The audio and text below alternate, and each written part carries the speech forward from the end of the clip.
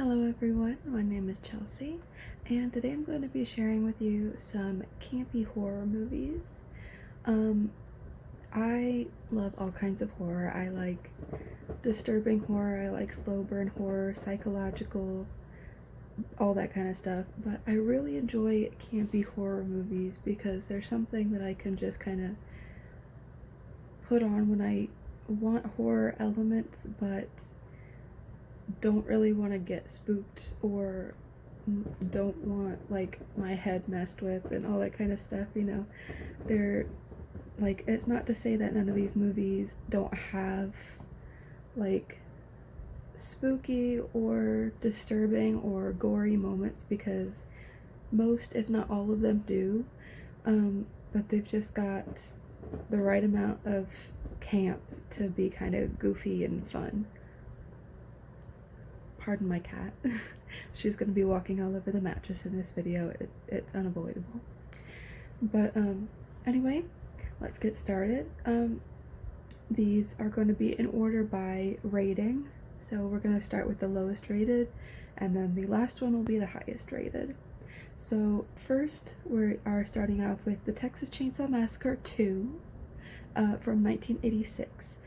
It has 5.6 stars on IMDb, a 48% tomato meter, and a 44% audience score on Rotten Tomatoes, giving it a total or an average score of 49.3. Now, most horror franchises, the further they go on, they do end up going down the campy route, but most of them don't go right into it on the second go. Like, the Texas Chainsaw Massacre is known to be a very, like, disturbing and violent movie. In fact, the first time I watched it, I was very surprised with how disturbing it actually was. With being from the 70s, sometimes, like, the effects aren't great or the acting's not great, but the Texas Chainsaw Massacre is, like, it's serious business. Texas Chainsaw Massacre 2 is so over the top. It, like, if you look on IMDb, it is labeled as a horror comedy. Like, they just went right out the bat and said, hey, we're going crazy. Like, it definitely still has, like, the nasty, like, disturbing, like, gory moments like the Texas Chainsaw Massacre has, but they're done in a very, like, comedic and strange way.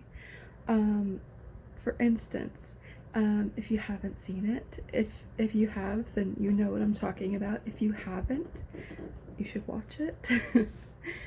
But for instance, it's not going to be spoilery, it's the very first scene, promise.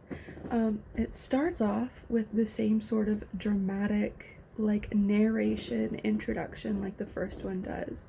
And then the first scene starts with these teenage boys driving around just being complete menaces, like shooting at mailboxes, shooting at signs, calling into this radio station, which the radio host ends up being like the main character in the movie. Sorry, this hair is bugging me. Lizzie, please. They call into this radio host and just bug the hell out of her, like just being complete menaces. They see this other truck on the road and decide to play chicken with it. Later on, they're driving at night down this bridge. That same truck pulls up and, like, pulls in front of them, cuts them off, and then gets into the other lane but drives backwards, like right next to them. Leatherface jumps up on top of the truck, like wearing a dead body, like not just wearing a face like he does, wearing a like decaying body on him, and like dances on top of the truck before pulling out his chainsaw and like cutting into these guys' cars while they're driving down this bridge. And, like, I will admit the dead body is very creepy looking. It is nasty. But he's dancing on top of a truck while driving down a bridge. And if that does not set the tone for the rest of the movie, I don't know what does. It's very strange and like goofy, but Bill Moseley is in it. He's like an OG. Like, love Bill Moseley. But yeah, if you've seen the first one and you haven't seen the second one yet, definitely watch it, but don't go into it expecting the same sort of feel as the first one. You will definitely get some nasty imagery and some gross, like, disturbing moments, but it's super goofy at the same time. So our second movie today is going to be The Lair of the White Worm. It's from 1988. It has a 5.9 stars on IMDb, 65% tomato meter, and 47% audience score, giving it an average score of 57%. Now, this one I actually discovered after Peter Capaldi was cast as the Doctor on Doctor Who, because I ended up loving him and I wanted to watch a bunch of stuff that he was in.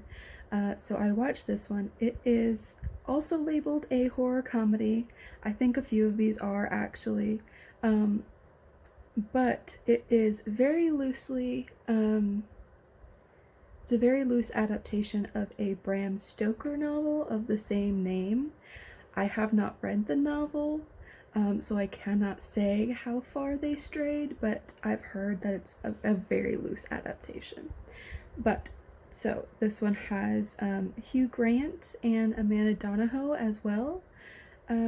But Peter Capaldi plays an archaeologist, and he is digging up in someone's yard. Like, I don't remember exactly why, it's been a while since I saw it, but he uncovers a big skull, and there's like a local legend of like the Dampton worm, of like this giant worm, like serpentine creature that lives underground.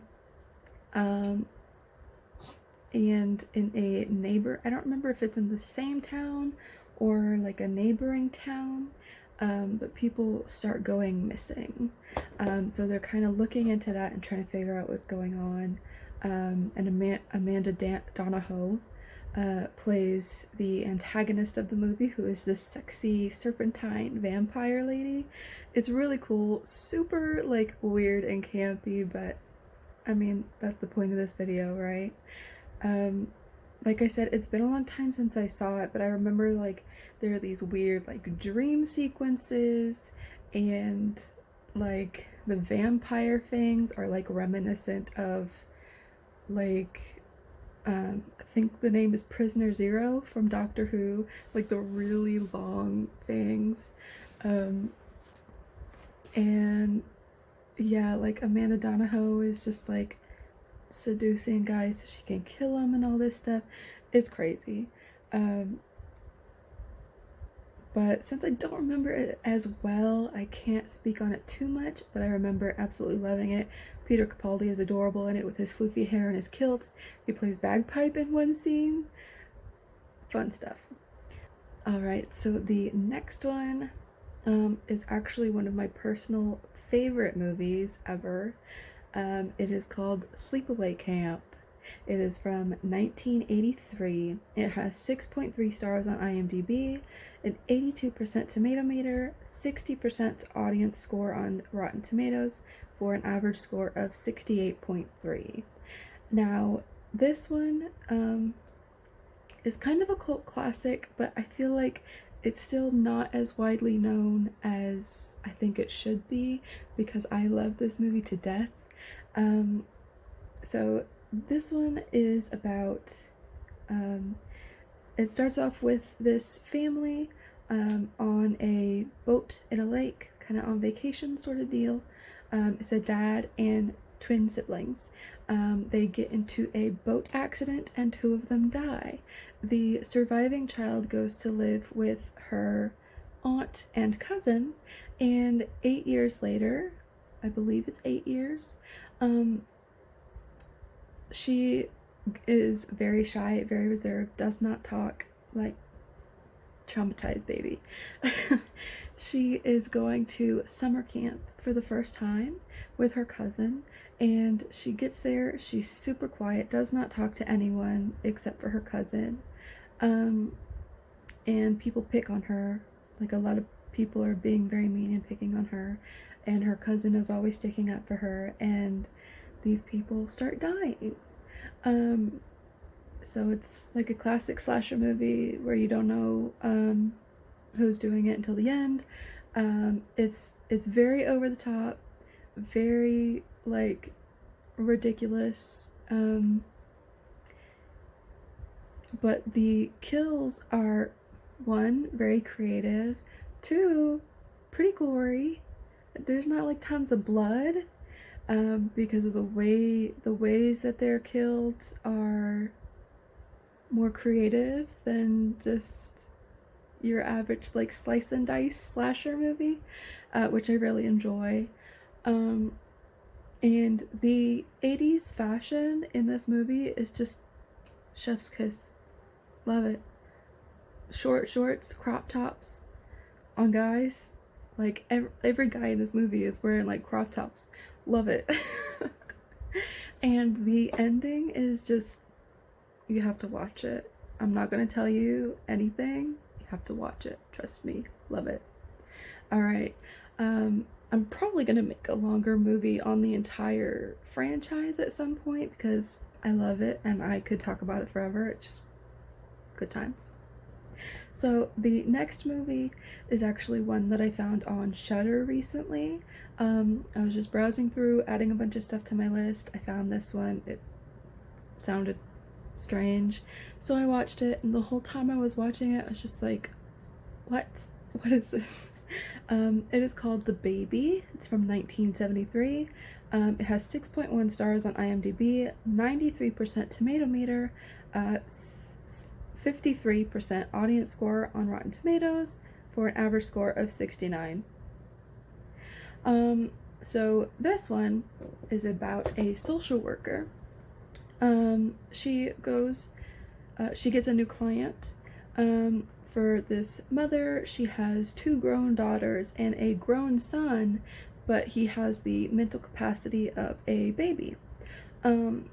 So the lady starts kind of, looking into it, trying to take care of him, but then she kind of, gets kind of obsessed with it and starts to think that the mother and daughters are like purposefully not teaching him and not allowing him to grow, trying to keep him in this baby state. So the social worker kind of is getting deeper into it, trying to like figure out exactly what's going on and trying to help this guy. Now this one is not like a thrill ride. It's not like super funny either, but it is very strange and a very unique premise for a movie. And like, it's one of those movies where it's like not a ton is going on, but it's still interesting enough to kind of keep you hooked and wondering like, where is this gonna go and what's gonna happen with this. And trust me, when you get there, it's worth it. The climax and the ending are just so unexpected. It's very like, throughout the movie I was like, there were a couple times where I thought about turning it off, but once I got to the end I was glad that I stuck it out because it was very strange and I enjoyed it. The next movie is probably one of the most well-known on today's list. It is Slither from 2006. It has a 6.4 stars on IMDb, 86% tomato meter, 63% audience score on Rotten Tomatoes, for an overall score of 71. So this one, I know a lot of people sing its praises, but I feel like it did not get the recognition that it should have gotten when it first came out, and now it's become kind of a cult classic. But I still feel like it's kind of underrated. Like, I feel like it should have higher than a 71 overall score, but oh well. So this one is about a small town. This alien creature I think like Crash Lands or something. I don't remember because it's been a while, but it's like this weird little worm thing, and it like gets into people like a parasite and kind of takes over their bodies, and they become like these nasty like mutants basically. They get all deformed and gross, and like it's kind of a classic like B monster movie, but modern, you know, like a good homage to classic like B movies. But it is so nasty. Like this one, like it does have some comedic moments and it is labeled as a comedy, but like it is so gross. Like the way the mutants look, and like there's one scene where they go in this garage. It's probably one of the most well-known scenes in the movie. They go, it's not a garage, it's like a barn or like a shed or something, and this lady has been taken over by these alien monsters, and she is just huge and round, and she's like talking about how like she doesn't feel well, and spoilers, she explodes, and this nastiness just goes all over the barn. It's so gross. But like that's probably one of the most well-known nasty scenes from the movie, but there are a lot of others. Like there are a lot of gross moments, and it's so enjoyable. If you like nasty like body horror, like I love body horror. I know it's not everyone's cup of tea. I love it. If you like body horror and you like B movies, check this one out, definitely. It's got Nathan Fillion in it. I didn't mention. I know everyone loves Nathan Fillion. Yes. All right, and our number one movie today is going to be Phantom of the Paradise from 1974. It has 7.4 stars on IMDb, 84% tomato meter, and 84% audience score on Rotten Tomatoes, for a total score of 80.7. So this one is not technically horror. It's more of a comedy, fantasy, drama musical.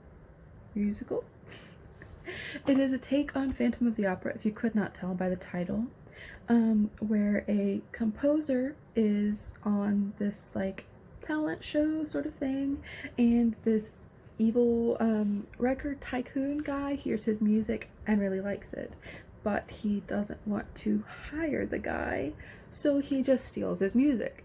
And he's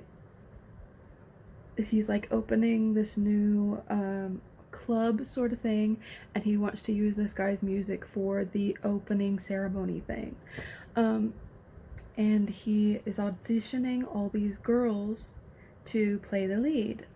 So the composer hears about what's going on. He shows up and finds one girl in line who he really likes. He likes her voice and he wants her to be the lead, but he tries to get in to talk to Swan, who is the record tycoon guy, and Swan has him thrown out. And the more he tries, Swan eventually has him arrested, thrown in jail, prison. It's like a horrible prison. And the composer ends up escaping and gets in an accident, becomes deformed in the process, and goes back to the club to try and get revenge. And Swan kind of manipulates him into working with him, telling him that the girl that he likes will be the lead, and betrays him, basically. It's sort of a combination of Phantom of the Opera and Faust, which I'm not sure why so many Phantom of the Opera adaptations kind of combine it with Faust, but it works. But Phantom of the Paradise, it stars, oh, what's his name? Paul Williams and Jessica Harper. Love Jessica Harper. 70s Jessica Harper, have such a crush on her. She was adorable. I mean, she's still adorable, but you know what I mean. But yeah, it's super over the top, campy, dramatic. The music is just amazing. Like, honestly, this soundtrack is so underrated. It's ridiculous. um, but yeah, even though it's not strictly a horror movie, it still has like some like weird, creepy, like, I wouldn't say horrific scenes, but it has some, you know, creepy. I'm just gonna keep saying creepy, I guess. Scenes that could be classified as horror. But Nick Spheres, the YouTuber Nick Spheres, has a much longer video going more in depth into this movie, which is just absolutely fantastic, which you should definitely check out if you haven't. And if you haven't seen the movie, watch the movie and then go watch Nick Spheres' video, because she does a great job like going further in depth into it. I definitely recommend all of these movies for different reasons, obviously, but if you enjoy campy horror and you like horror comedies, you should definitely check out all of these. And leave a like if you enjoyed, leave a comment if you've seen any of these and want to add your 2 cents, or if you haven't seen them and would like to check them out. And subscribe if you want to see a future video about the Sleepaway Camp franchise, because that will be coming. Have a good day, everyone. See ya. Bye.